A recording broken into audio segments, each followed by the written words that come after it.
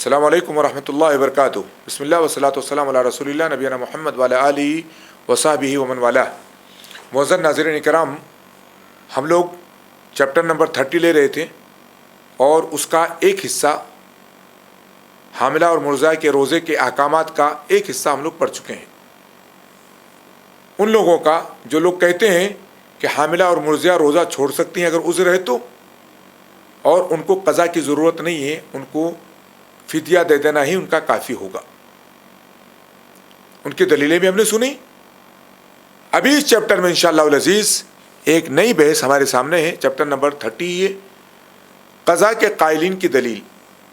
قضا کے قائلین یعنی جو لوگ کہتے ہیں کہ عورت جو حمل سے ہے، پریگننٹ تھی یا وہ فیڈنگ دے رہی تھی، دودھ پلا رہی تھی، ایسی عورتیں روزہ اگر ان کا عذر کی بنیاد پر چھوٹتا ہے تو ان کو قضا ہی کرنا ہوگا، فدیہ دینا کافی نہیں ہوگا. ان کی دلیلیں کیا ہیں؟ عام طور سے علماء اس طرف گئے ہیں کہ حاملہ اور مرضعہ کے لیے روزے کی قضا لازم ہے، جیسا کہ اس سے پہلے بحث گزر چکی ہے. ان کی دلیل نبی کریم صلی اللہ علیہ وسلم کی ایک حدیث ہے. اللہ کے رسول صلی اللہ علیہ وسلم فرماتے ہیں کہ اللہ تعالیٰ نے مسافر پر سے آدھی نماز اور روزہ ساقط کر دیا ہے. کس پر سے؟ مسافر پر سے آدھی نماز. مسافر جب سفر کرتا ہے تو قصر پڑتا ہے، 4 رکعت والی نمازوں کو 2 رکعت کر کے پڑھتا ہے، یہ ہے قصر. آدھی نماز اللہ نے معاف کر دی. اور کیا ساقط کر دیا ہے؟ روزہ ساقط کر دیا ہے. آدھی نماز ساقط کر دی. ساقط کرنا یعنی کم کر دینا. روزہ کم کر دیا، مسافر کو چھوٹ دے دی ہے. سفر کرو تو گنتی دوسری دنوں میں پوری کرو. اور اسی طرح حاملہ اور دودھ پلانے والی عورت سے بھی. یہ حدیث کا ٹکڑا ہے. پوری حدیث کس طرح ہے؟ اللہ تعالیٰ نے مسافر پر سے آدھی نماز اور روزہ ساقط کر دیا ہے، اسی طرح حاملہ اور دودھ پلانے والی عورت سے بھی اللہ نے ساقط کر دیا ہے. کیا ساقط کر دیا؟ آدھی نماز نہیں، روزہ ساقط کر دیا ہے. مسند احمد، ابو داؤد، ترمذی، نسائی، ابن ماجہ کی روایت ہے، حسن روایت ہے. یہاں وجہ استدلال یہ ہے، دلیل کس طرح بنائے گی اس کو کہ حاملہ عورت پر روزہ واجب ہے. آسانی کے ساتھ میں سمجھا دوں آپ کو. دلیل اس طرح بنائی گئی کہ اللہ تعالیٰ نے، اللہ کے رسول نے کیا کہا؟ اللہ تعالیٰ نے مسافر سے نصف نماز کو ساقط کر دیا ہے، روزے کو ساقط کر دیا ہے. دلیل یہ بنائی گئی، نصف نماز کو، روزے کو کیا کیا ہے؟ ساقط کر دیا ہے. تو ان لوگوں نے یہ کہا کہ جب مسافر سے روزہ ساقط ہوتا ہے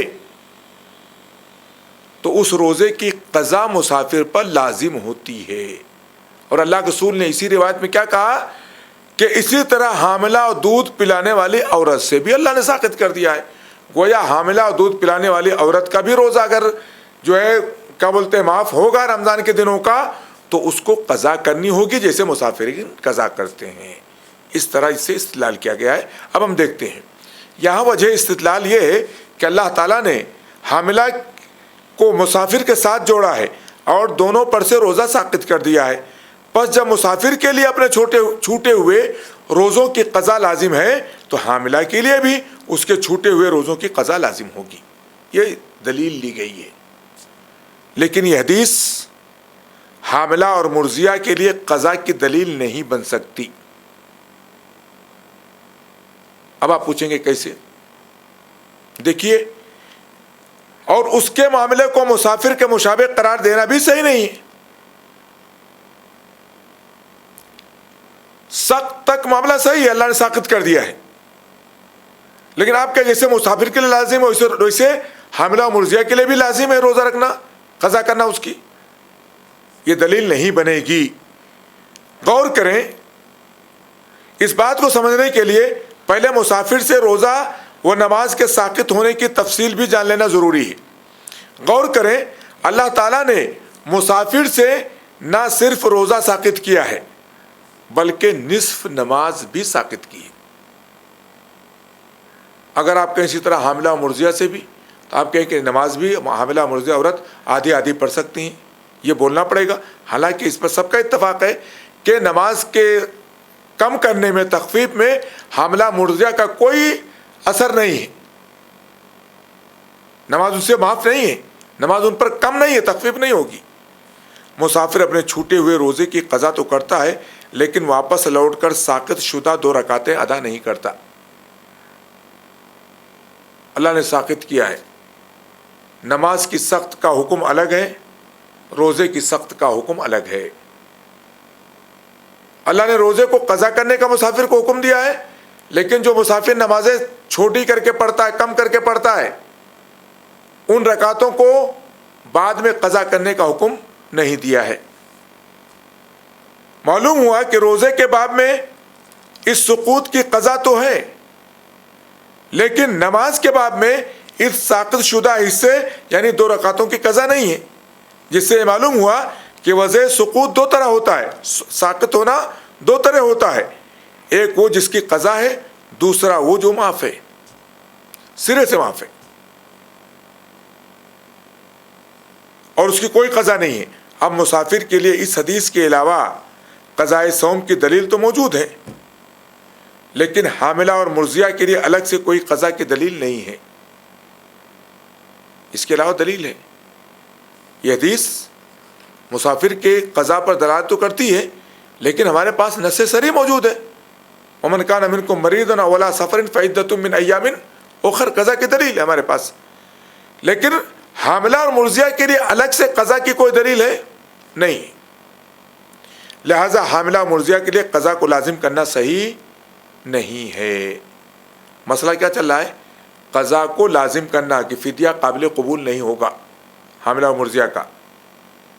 اس حدیث کو دلیل بنانا قطعاً صحیح نہیں ہے. یہی بات شیخ البانی نے بھی کہی ہے.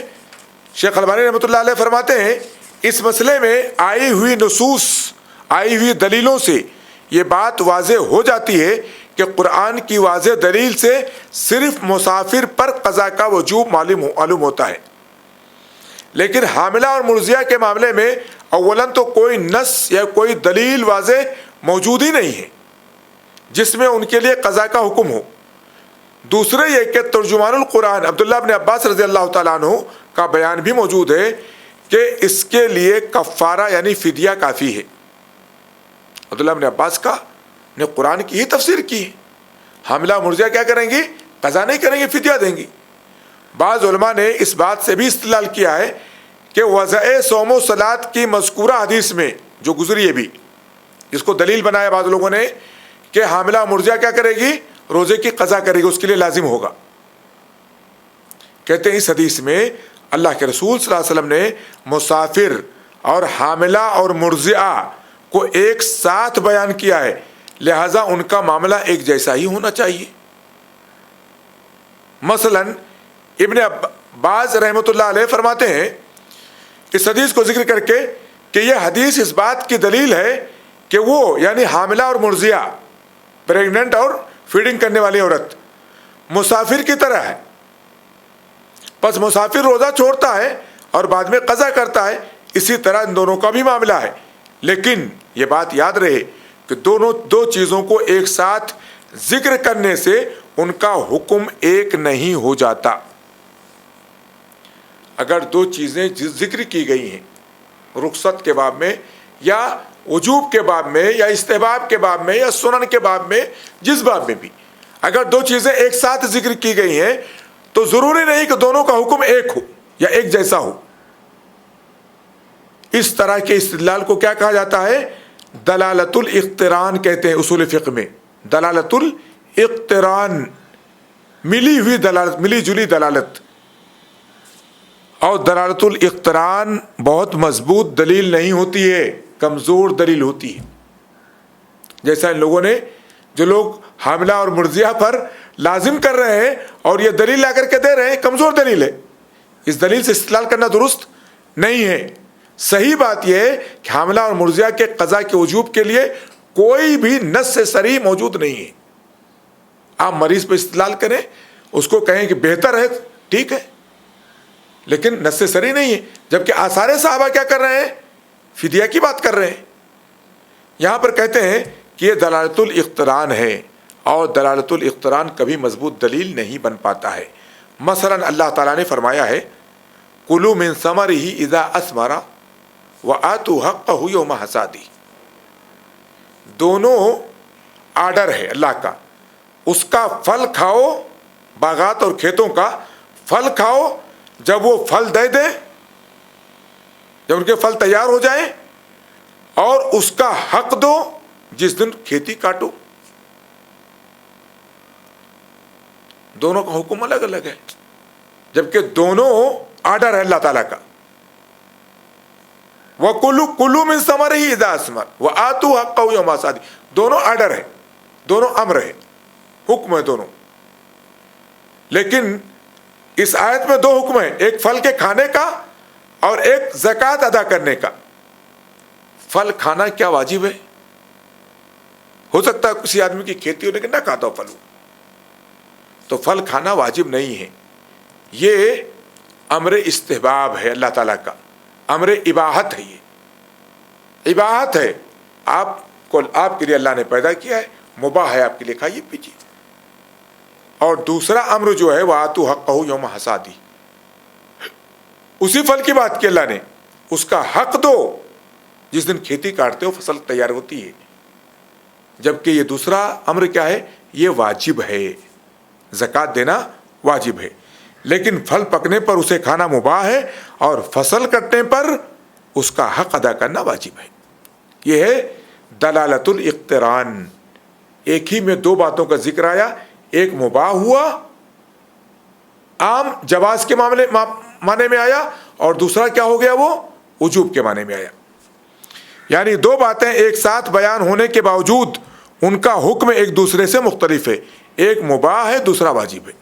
دوسری مثال دیکھ لیجئے، اللہ کے رسول صلی اللہ علیہ وسلم نے سنن فطرت ذکر کی ہے، من السنن کذا و کذا، المضمضۃ والاستنشاق والسواک والختان، اللہ کے رسول نے ذکر کیا ونتف الابط وحلق الآنۃ، کہ مسواک کرنا، کلی کرنا، اور کیا بولتے ہیں ناک میں پانی چڑھا کر کے اس کو صاف کرنا، ہے نا۔ اللہ کے رسول نے کہا داڑھی رکھنا، ناخن تراشنا، بال صاف کرنا، بغل کے بال اکھاڑنا، ساری چیزیں سنن فطرت میں اللہ کے رسول صلی اللہ علیہ وسلم نے شمار کیا ہے۔ ساتھ ہی داڑھی کے ساتھ مسواک کا بھی ذکر ہے، جبکہ دونوں کا حکم الگ الگ ہے۔ داڑھی رکھنا، داڑھی بڑھانا واجب ہے، اور مسواک کرنا کیا ہے؟ سنت ہے۔ لہذا یہ ضروری نہیں کہ دو چیزیں اگر ایک ساتھ بیان ہوں تو ان دونوں کا حکم بھی ایک جیسا ہو، ضروری نہیں ہے۔ اسی لیے اگر مسافر کے سخت کا معاملہ، حائضہ، حاملہ اور مرضعہ کا سخت کا معاملہ ذکر حدیث میں کیا گیا تو سخت تک کی اجازت ساتھ میں رکھیے، قضا کے احکامات کو ایک ساتھ کیوں لازم کر رہے ہیں آپ کہ نہیں دونوں پر قضا لازم ہوگی، اس سے مسافر پر لازم، اسے حاملہ اور مرضعہ پر ہوگی؟ قطعاً کوئی دلیل موجود، واضح نص صریح موجود نہیں ہے۔ مزید یہ کہ قرآن کریم میں روزے کے حکم میں 3 طرح کے لوگوں کا ذکر ہے: مریض، مسافر، وہ لوگ جنہیں روزے میں سخت مشقت ہوتی ہے، روزہ رکھنے کی طاقت نہیں رکھتے۔ ابن عباس رضی اللہ تعالیٰ عنہ نے حاملہ اور مرضعہ کو مریض اور مسافر کے بجائے جو 3rd کیٹیگری ہے، تیسری کیٹیگری ہے، تیسرے گروہ میں شامل کیا ہے۔ کون لوگ؟ یہ حاملہ مرضعہ ان لوگوں میں سے ہیں جو روزہ رکھنے کی استطاعت نہیں رکھتے ہیں، ان کو انتہائی بوڑھوں میں، انتہائی کمزوروں میں شامل کیا ہے، اور ان کے لیے صرف فدیہ کا حکم دیا ہے۔ یہ محض ابن عباس کی رائے نہیں، بلکہ انہوں نے قرآن کریم کی آیات کی تفسیر کے طور پر یہ بات کہی ہے جو کہ مرفوع کے حکم میں ہے۔ یہی بات شیخ محمد علی فرکوس نے بھی کہی ہے۔ فرماتے ہیں شیخ محمد علی فرکوس نے ذکر کیا ہے کہ ابن عباس اور ابن عمر رضی اللہ تعالیٰ عنہم کا قول صحابہ کے درمیان عام ہو گیا۔ یہ دونوں کس کے قائل ہیں ہمیں یاد رکھنا چاہیے، یہ دونوں قائل ہیں کہ حاملہ اور مرضعہ عورت روزے کی قضا نہیں کرے گی بلکہ فدیہ دے گی۔ ابن فرکوس کہتے ہیں کہ ان دونوں کا قول منتشر ہو گیا، عام ہو گیا صحابہ کرام میں، لیکن اس کے باوجود صحابہ میں سے کوئی ان کا مخالف ہمارے علم میں نہیں ہے، اور جمہور علماء کے نزدیک یہ حجت اور اجماع کی حیثیت رکھتا ہے. اصولین کے نزدیک، اصول فقہا کے نزدیک یہ اجماع سکوتی کہلاتا ہے. مزید یہ کہ ابن عباس کی تفسیر آیت کے سبب نزول سے متعلق ہے، آیت کے سبب نزول سے متعلق ہے. اور علوم حدیث میں یہ بات مقرر ہے کہ صحابی کی وہ تفسیر جو سبب نزول سے متعلق ہو وہ مرفوع کے حکم میں ہوتی ہے. اسی لیے عبداللہ بن عباس رضی اللہ تعالیٰ عنہ کا قول قوی لگتا ہے، کیونکہ عبداللہ بن عباس صرف ایک راوی نہیں ہے، ترجمان القرآن ہے، مفسر قرآن ہے، جو اللہ کے رسول سے قرآن کی تفسیر کرتے ہیں. اسی لیے شیخ البانی رحمۃ اللہ علیہ سے سوال کیا گیا کہ مرضعہ اور حاملہ جسے اپنے یا اپنے جنین یا اپنے دودھ پلاتے بچے پر نقصان کا اندیشہ ہو، کیا اس کے لیے قضا و کفارہ دونوں لازم ہے، یا قضا لازم ہے یا کفارہ لازم ہے، یا کچھ بھی لازم نہیں ہے؟ وہ چاروں اقوال جو ابن حجر نے جو ذکر کیے تھے. شیخ نے فرمایا اگر وہ روزہ نہ رکھے تو اس کے لیے کفارہ لازم ہے. علامہ البانی کا جواب کیا تھا؟ اگر روزے نہ رکھے تو کفارہ لازم ہے. یہی بات شیخ فرکوس نے کہی ہے. شیخ ثناء اللہ منصری رحمۃ اللہ علیہ سے سوال کیا گیا، فرماتے ہیں مرضیہ کو ضعف شدید لاحق ہو، اگر دودھ پلانے والی بچی کو، عورت کو شدید کمزوری ہو، مقوی غذائیں کھانے سے بھی اس کی تلافی نہ ہوتی ہو، اس کو کوئی فائدہ، کمزوری دور نہ ہو رہی ہو، تو روزہ کو ملتوی کر دے، روزہ نہ چھوڑ دے، روزہ نہ رکھے. اگر بچہ شیر گائے پی سکے، یعنی گائے کا دودھ پی سکے، تو اس کا دودھ بھی چھوڑا دے، اس کو باہر کا دودھ دے. قال اللہ تعالی، اللہ تعالیٰ نے ارشاد فرمایا ہے فَإِنْ أَرَادَ فِصَالًا عَنْ تَرَاضٍ مِّنْهُمَا وَتَشَاوُرٍ فَلَا جُنَاحَ عَلَيْهِمَا. یعنی ماں باپ اگر رضامندی سے، باہمی مشورے سے بچے کا دودھ چھوڑا دے تو دونوں پر کوئی گناہ نہیں ہے، کیونکہ ماں کی حالت دیگرگوں ہے، خراب ہے. تو اگر وہ بہت کمزور ہے تو طعام مسکین یعنی فدیہ دے دے. کس کا فتویٰ؟ یہ شیخ الاسلام ثناء اللہ منصری رحمۃ اللہ علیہ کا فتویٰ ہے. یعنی روزانہ ایک سائل کو یا ایک غریب کو یا ایک مسکین کو کھانا کھلا دے. فتاوی ثنائیہ میں یہ فتویٰ ذکر کیا گیا ہے. بہرحال یہ مسئلہ اختلافی ہے جو ہم نے پڑھا، دو حصوں میں لیا ہے. دلیل کے روح سے جو مضبوط بات معلوم ہوئی اسے بیان کر دیا گیا ہے. اگر آپ کو مزید چاہیے تو تحقیق کے دروازے کھلے ہوئے ہیں، آپ دلیلیں پڑھیے، جس سے مطمئن ہوتے ہیں اس پر عمل کیجیے. آخری مسئلہ حالت صوم میں بچے کو دودھ پلانا. اگر کوئی عورت روزے کی حالت میں ہے، کیا روزے کی حالت میں بچے کو دودھ پلا سکتی ہے؟ بہت سے لوگ منع کرتے ہیں جی حالت کی بنیاد پر، کہتے ہیں نہیں روزہ ہو تو بچے کو دودھ نہیں پلانا. کیا ایسی عورت جو روزہ رکھی ہوئی ہو اور مرضیہ بھی ہو، دودھ بھی پلاتی ہو، تو کیا فیڈنگ روزے کی حالت خود روزے سے فیڈنگ کر سکتی ہے یا نہیں کر سکتی ہے؟ یہاں ایک ضمنی مسئلہ یہ بھی ہے، اگر مرضیہ روزہ کی قدرت پاتی ہو تو کیا روزے کی حالت میں انہیں بچے کو دودھ پلا سکتی ہے؟ مولانا ثناء اللہ منصری رحمۃ اللہ علیہ فرماتے ہیں دودھ پلانا منع نہیں ہے، دودھ پلانے کی ممانعت کی کوئی بھی دلیل نہیں ہے. دودھ پلا سکتی ہے، بچے کا سارا کام وہ کر سکتی ہے، تو کوئی دقت نہیں ہے. اگر اس کو ضرر نہیں ہے، اس کو تکلیف نہیں ہے، دودھ اس کو اتر رہا ہے تو پلائے، کوئی حرج کی بات نہیں ہے. یہ چند مسائل تھے جو ہمارے سامنے مرضیہ اور حاملہ کے آئے. اللہ تعالیٰ سے دعا گو ہیں اللہ تعالیٰ ہمیں علم نافع عطا فرمائے، دین کی صحیح سمجھ دے اور دین کے مطابق عمل کی توفیق دے. وصلی اللہ علیہ نبینا محمد وعلی آلہ وصحبہ وسلم. والسلام علیکم ورحمۃ اللہ وبرکاتہ.